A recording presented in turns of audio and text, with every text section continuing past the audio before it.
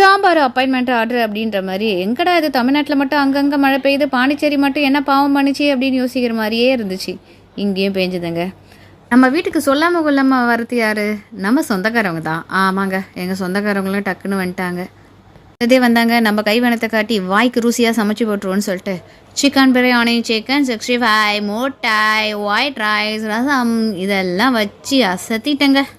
எங்கள் வீட்டு பிரியாணிக்கு மட்டும் இன்றைக்கி வாய் இருந்துன்னா, ஆஹா மாதம் பிறந்துட்டா பணம் கையில் விளையாடுத்து பொழுது பிரியாணியில் முந்திரி போடலாங்க, பாதாம் போட்டு சமைக்கிறியா நீ, அந்த அளவுக்கு கொழுப்பில் இருக்கிறியா அப்படின்னு சொல்லிட்டு என்னை பார்க்காம பார்த்து கேட்டுதுங்க.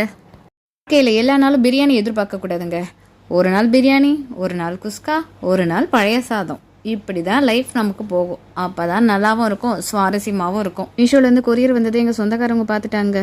அப்புறம் என்ன, பிரியாணியும் ட்ரெஸ்ஸும் நல்லா இருக்குதுன்னு சொல்லிட்டு போகிறாங்க. பின்னாடி இப்போ என்ன நடக்குதோ